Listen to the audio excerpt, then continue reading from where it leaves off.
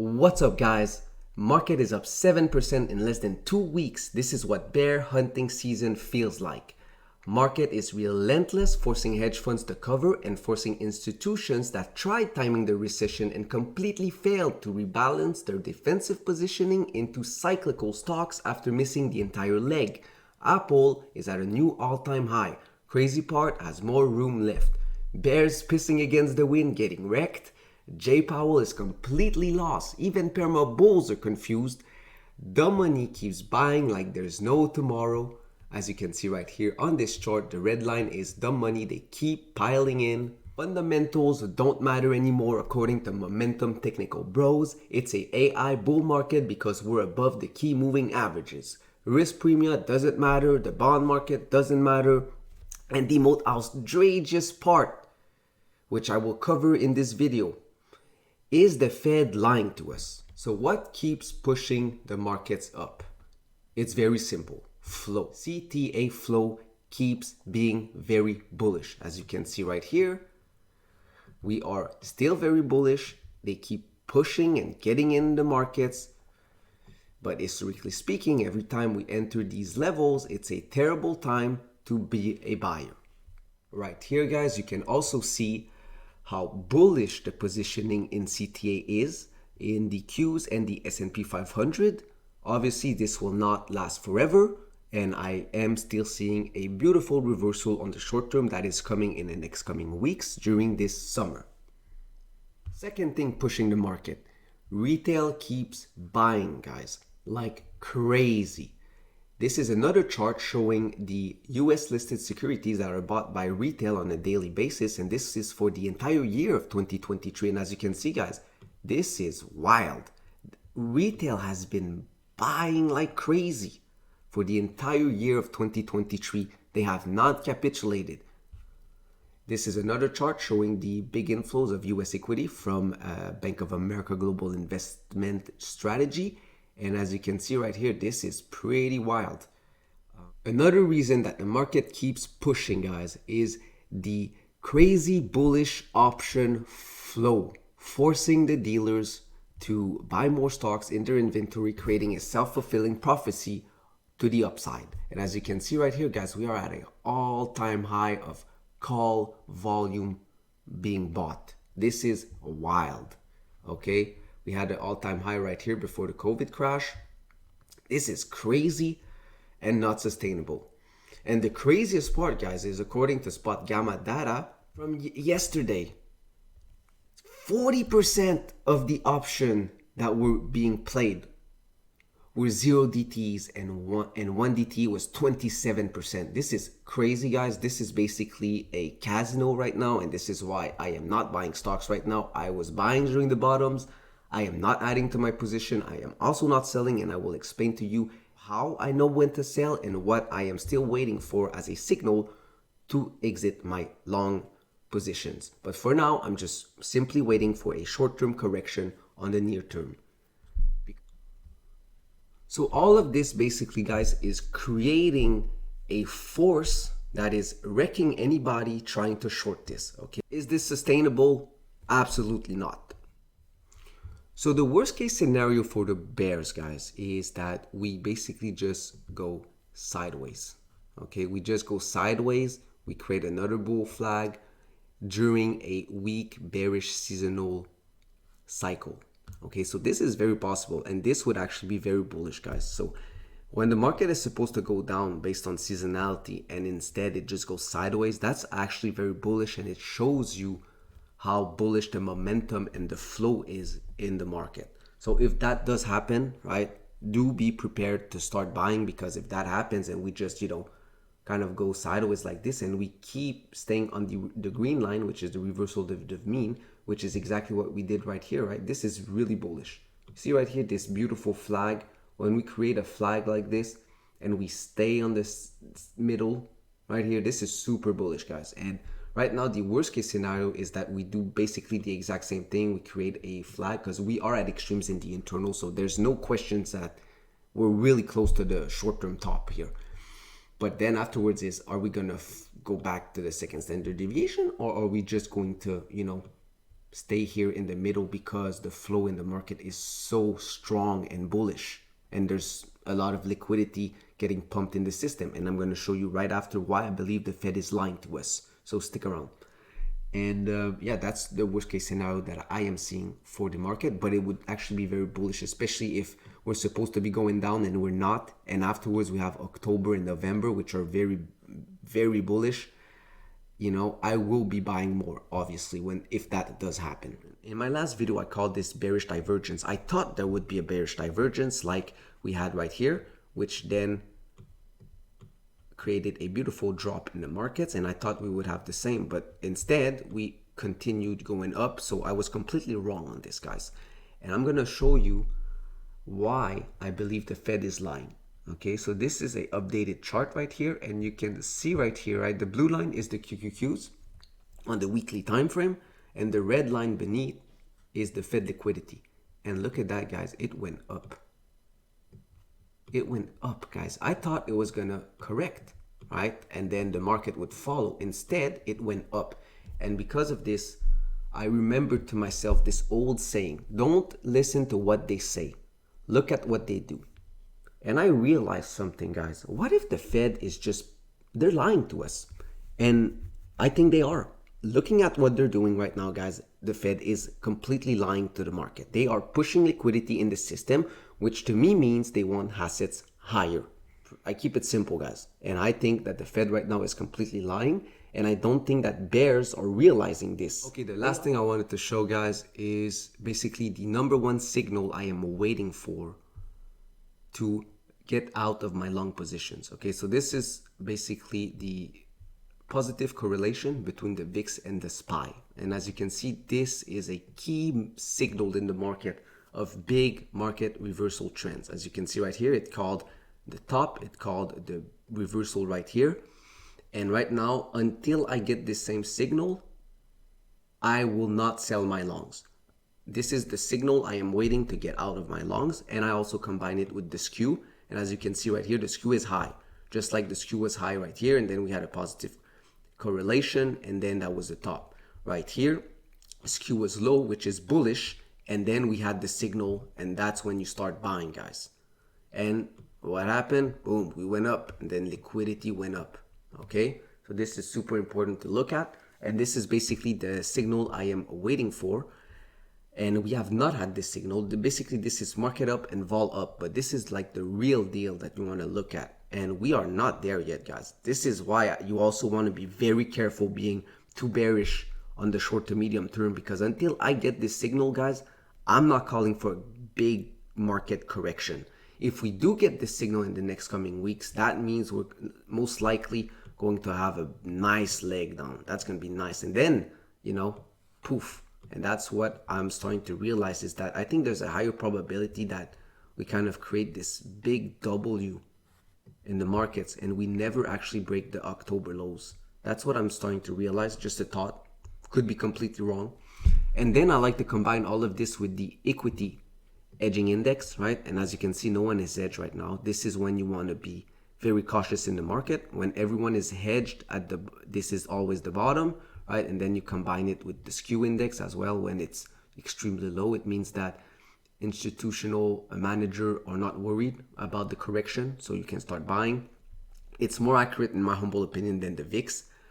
And then obviously the positive correlation between the VIX and the SPY. So this is all the stuff I'm kind of looking at, and I will be making a video if this does change. So do subscribe and pay attention, because these are key signals in the markets, guys. And I'm telling you, when this happens, the bigger picture trend is going to change, right? As you can see, all the green lines that I've had put on the chart, right?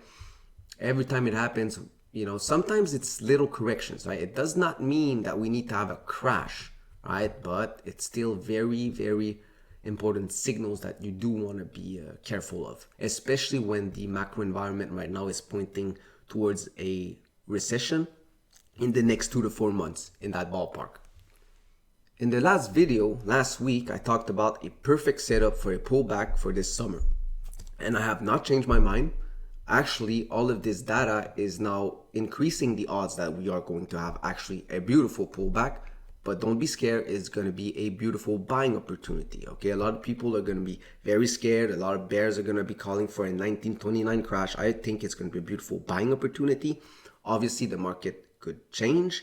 Market structure is volatile and could change, but for now, according to my system, which I will show you guys the standard deviation ranges, it's going to end up being a beautiful buying opportunity after this crazy euphoria blow off top on the short term in the markets. Basically, nothing has changed, guys.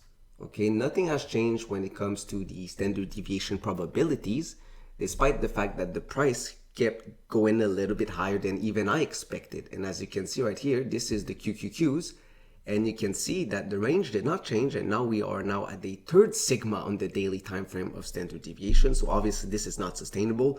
As you can see right here, you know, we get rejected at the second standard deviation 95% of the time.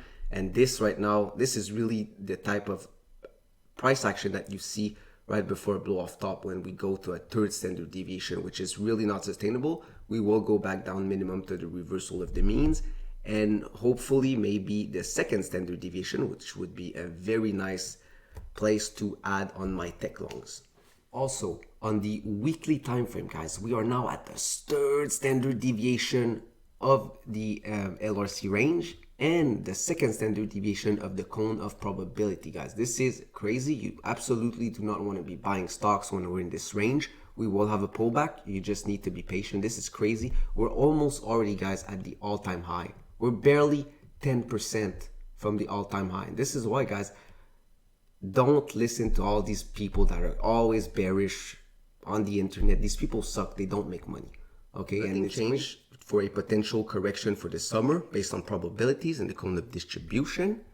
And also when we combine all of this with the internals, guys, nothing changed. The internals right here, and I'm going to show you guys the internals real quick. This is the risk appetite. We're still at extreme levels, right? You don't want to be buying stocks when we're at these extreme levels. Even during a bull market, guys, when we go up, we have these pullbacks. You see, we have pullbacks. So this is why, you know, you don't need to rush it. We always have pullbacks, even during a beautiful bull market. So even if I'm wrong calling this still a bear market rally, right? And I could be wrong. It doesn't really matter because we're going to have beautiful pullbacks anyways. And this is why, you know, when you really understand this, you know, you just don't FOMO anymore. And you understand these things just reading the internals in the markets. And this is the sentiment, right? Now, this is the first time that we get this positive in the markets, guys, for, I don't know, like a year or something like that. Finally, we're at extreme greed since an entire year. But that's the thing, this can continue for a little bit before we go back down, right? So it doesn't need to just go up and then go right back down. It can stay there for a week or two before we do have a reversal. Right here, we got the PE VIX spread as well. This is a horrible time to be buying stocks. And as you can see, even during, again, a bull market, right, we always get these beautiful, beautiful pullbacks inside of the bull market leg. So this is why you don't buy here, okay? We will go back down. So it's just a matter of being patient. And that's pretty much it. Just be patient, have cash, and have a watch this and know what you want to be buying at what specific price. And that's pretty much it. And so last thing about the internals, just wanted to show the breadth. So this is the 10-day breadth right here. This is also bearish, right? We're still really high. So this will go back down minimum. So this is one, the short term, I'm still seeing a pullback. I have not changed my mind using the internals and then combining that with the fact that we're at the third standard deviation on the daily and the weekly time frame, right? That's a beautiful recipe for having a beautiful correction. The 50 breadth has picked up, guys. If you remember my other video, it has picked up and it finally broke this trend line, this downtrend. So this is actually kind of bullish. And the 200 as well is basically just following the 50, broke the trend, the downside trend line, and is now pushing a little bit higher, right? So this could maybe potentially keep pushing, but I think that we're very close to that beautiful, nice pullback in the market of about 8 to 10%. Maybe that would be really nice.